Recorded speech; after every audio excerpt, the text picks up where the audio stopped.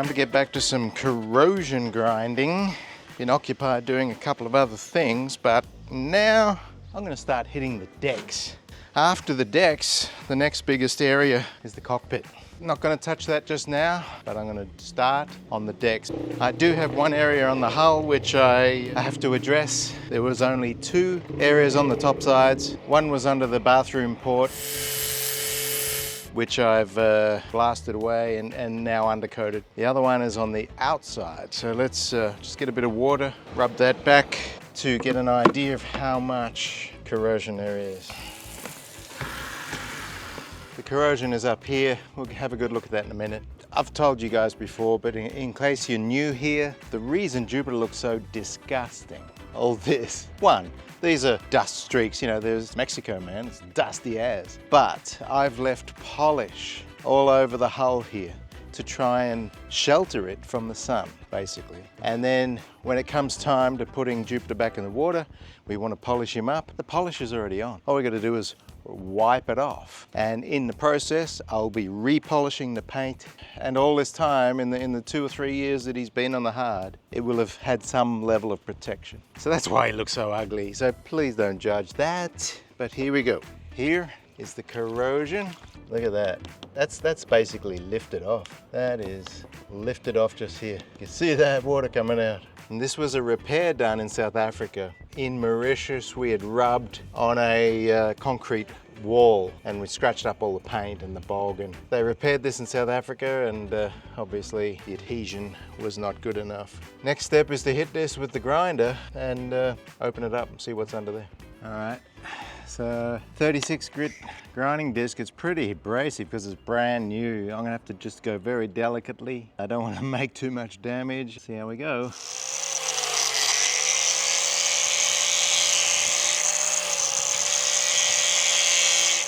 Few minor adjustments. My hat blew away, so I guess I'm not wearing that. Need a handle just for a little stability here. As you can see, not using a guard. And the reason is because these discs are too big and it rubs on the guard and then it sparks and throws steel into my aluminium, so I don't want that right now. But I should wear gloves. All right, I think we're ready to go.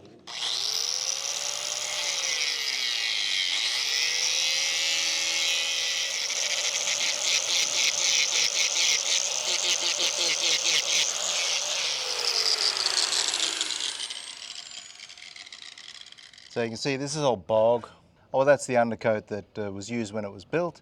And then there's the silver. And then there's another coat of something, and then silver again. So yeah, we've got to get down to the aluminium. We've got a long way to go here. Just trying to feel. I think that's about the limit of the corrosion. So that's about where I'm going to remove.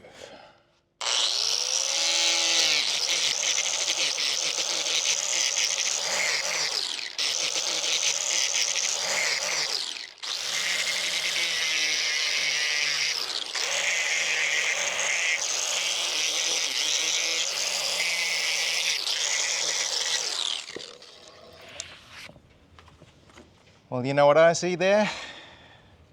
No corrosion. Absolutely perfectly healthy aluminium. So, I don't know, just bubbling or poor adhesion, but that's a good thing. Absolutely perfectly healthy aluminium. I've just put a hole in my boat for no good reason. But, you know, it looked terrible. It looked like corrosion. Now we know it's not. Well, I just got to fill it. I got to paint it with undercoat and fill it and try and make it look pretty again. But you know what? Filling is going to be putting more bog in there and then sanding it back. So it's going to get scratched up. I know that. I know it's going to get scratched up. And I just want to address a comment that we had, that it was a poorly built metallic boat if we have to use bog. Now, I just want to enlighten you about that. Any steel, but especially aluminium, when welded, it heats and absorbs huge amounts of heat.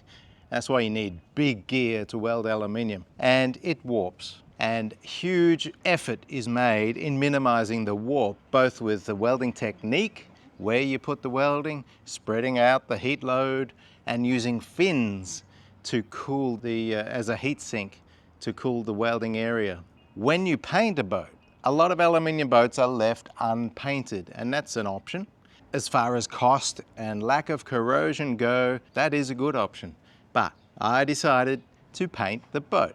And then a lot of people are really shocked to find that Jupiter is an aluminium boat because it looks like every other fiberglass boat out there. Now, you gotta bog it. When you put a shiny surface of paint on it, you can see the undulations. You just look at some of these new boats, these new plastic boats. The last time I went to a boat show, I was appalled at how warped fiberglass boats are. Well, my guy, Tim Mumby, is a perfectionist and he wants a nice looking aluminium boat. If we're gonna paint it, we've gotta fair it.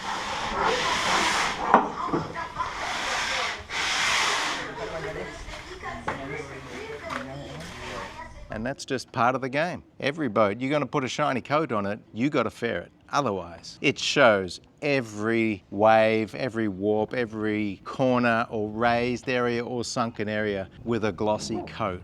That's what you gotta do. You gotta fair it. Well, that's good news for the hulls. Nice aluminium. Now let's hit the decks. We've got a whole bunch to uncover there. Let's get onto that. Where's my boy? There he is. Hi. Hi. It's a little hot in here, is it, buddy? You okay? Are you okay? You okay? Oh, you want scratches? He's so dirty. This dusty old yard is making him filthy. Hey, crew. Did you know that there's about 60% of you guys that are returning viewers but not subscribers? It would be so helpful if you could just push that subscribe button. It doesn't cost anything, no commitments, but it would help us out an awful lot. Appreciate it. Cheers. All right, so I'm going to start to sweep the deck with my eyeballs and find all the areas of corrosion that I want to fix. Right, so I already know around the horn cleats here, on the top of the horn cleat there is definitely bubbling, but if you look carefully and need to get the dust off and get a side light, but there's some bubbling out here too. So I'm going to grind all this away as well. Not all of it, it's fine over there, but I feel it here and there. It is hard to see without that side light, you know. I need to remove the rudders, which is not a big job, but you can see all this corrosion here. Look at that bubble, wow. Yeah, I need to get to this bulkhead. Not sure. I mean, we do have stainless steel going through the aluminium up here, but that doesn't explain why it's all corroded there. Here, we used to have a tap for a wash down, and it was just plastic, chromed plastic, but it started corroding. I pulled the tap out and pulled a whole bunch of paint with it because of corrosion. So there's another spot. Oh, over here, just a paint edge. We've got some bubbling running down here. It's also, some of the bog has cracked here, so that'll need refilling just from the flex of the granny bar, we call it here, and it's just cracked. So I can fill that up again with some bog, and we've got to remove this corrosion. So I need to work my way up along the deck. I'm just doing section by section. It's overwhelming if I try to think about all of it at once. And we've only got the rest of today, less than half a day, and tomorrow, and then we go home. So I don't want to open up too much without being able to paint it tomorrow. So we'll get it done. We'll get it done. But we can't uncover too much this trip. Next trip, we'll get more done. That feels good, that one. So the hatches are not bad, but we're going to take these off completely and dress them off the boat so that it's, easy to get to. But that feels pretty good. That one's a little bit corrosion. This one is bad. Yeah, it's not bad, but there's a little bit there. Yeah. Oh yeah. Big pimples. We'll open it up, have a look what's going on. Let's have a better look. That's why we're here. Daggerboard down. Yeah, that's a big one now. What's that? Yeah. Well, that's been rubbed. That's where the rope, I think here is okay from memory. I can't remember any. I think we need to wash the boat first. Look, I'm getting rid of, that's the polish. I'm getting rid of the polish. That's no good. So this looks pretty good, yeah? Nothing around here. Yeah. Because it's plastic. Yeah, but it is. Oh yeah, that's glued. This is our water tank inlet. Oh no, it is. What? Is that a rivet? I think it's a rivet, aluminium rivet, so that's cool. But you only need to glue these, yeah? You don't need to fasten them at all. This one looks good so far. Oh, I see it. Some. I don't see any. Really? Don't think Really? that's it. See, that's what it's supposed to look like. All right, this one, let's have a look. Oh. What? Oh, that's a lot. No, well, look at this. I haven't even seen that yet, but that one's just covered in bubble. Yeah. This whole cross beam is bad. Here too.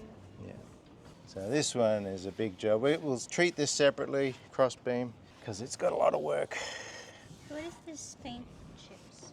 Is that corrosion? Nah, that's just bad adhesion. This was a South African job as well. This was repainted. Yeah, well, every hole has got corrosion around it because it's an edge of paint. Let's have a look at this final horn cleat. Oh yeah, that's bad. Yeah, one of the worst. Yeah. Why? Don't know. We don't use it. It might be the wettest. See, even up here, look at that. Oh, I want to look at this leg. that looks so good. That looks pretty good, huh? So this horn, it's not as much as I thought. This area up there looks all good. That's something there. It's not something yet, but it probably will become. And this one looks pretty good to me. Yep, that one's fine. Well, it's not as bad as I thought. There's only like 2 stanchion bases, 2 out of the 4 horn cleats, and that's it really. That's not too bad. So on the subject of paint on an aluminium boat, I know a lot of you think, why are you painting an aluminium boat, you idiot? Well, the reason is because most of the places that we sail, that is the coconut route, the tropics, right? You can't walk on this unless it's painted white. If it was bare aluminium, you'd have to wear shoes constantly. You couldn't sit on the deck. You got to have a white deck. The only way to do that is paint. When it's wet, and it is a boat, you need non-slip paint. Yes, you can get some textured aluminium, like that crisscross stuff that they use on, for the side rails on your truck, that sort of thing. But again, you got to paint it because it's too hot to walk on. Okay, guys? Thanks for all the advice. Remove the paint. It's not the issue. You can't walk on it and you won't stay on the boat in the wet. That's why you paint. Even boats that don't paint the top sides, paint the deck and the coach roof. Because if you're not white color, you're gonna just absorb all that sunshine. It's gonna be hot as a bastard inside. That's why you gotta paint the top of your boat. No, you don't have to paint the top side. But we chose to because it's prettier and we have minimal corrosion on the hulls at all. It's all up on the deck. Mostly around where there's stainless steel fittings, we've got dissimilar metal corrosion. You can minimize that by the use of Tef gel, or we're gonna use Nyalic on any fittings, any screw that we put in from now on, we're gonna coat that in Nyalic. And that's gonna help isolate the metals from each other. There's been some other suggestions about using the fake teak, the stuff. It looks like wood, but it's not. It's foam, it's plastic. And sure, that's an option, but I tell you what, that foam is probably, quarter inch, half inch thick? You're still gonna get trapped salt moisture under that foam, more so than paint. This paint is stuck pretty well. Foam, well, you're gonna have voids in the adhesive and you're gonna get salty water get under there, get trapped, and start the chemical process of corrosion. And you're not gonna know it for a long time because that thick foam will hide any bubbling for a long time. At least with paint, you can see when the bubbling is happening from the very beginning. So I would not recommend putting foam all over the boat. However, in the cockpit where you want something nice and soft underfoot, it's up to you. But I hope that answers your question about paint on aluminium boats. Well, I think we should open these up. What is there? Maybe, should I do the rudder? Should I remove the rudder? May as well. I don't know, there's so much brain thoughtness, so much energy coming out of my brain and not much out of my hands. So I should just get my hands working. Get into it. Now, I'm gonna take the rudders off just to get access to this bulkhead here. I don't know if you guys have watched our other videos on this design boat, the Mumby, but it's got some amazing advantages as far as keeping it simple. The only thing holding this rudder on is one pin, and I can take it off easily and quickly. Now, surely you've already seen that they're kick-up rudders, yeah? So that if you hit something in the water, they will kick up and not break. which is, and as far as I know, for this size boat, this is the only design that has this feature, the old Mumby kick-up rudder. So right now, all I got to do is remove this pin, and we can drop the rudder.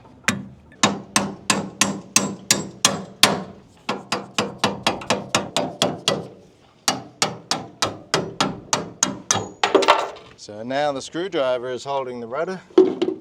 I think I could just drop it. It's about this far from the ground. It should be right just to slide straight out, not do any damage. There we go. Now this is the swivel for the kick-up mechanism. I'm going to take this off and get right in there, clean up all this corrosion.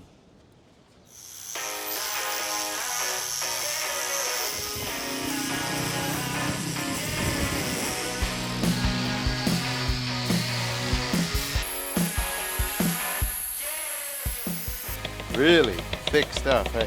But that's good because I've taken several layers of paint off. So this high build stuff is exactly what I need.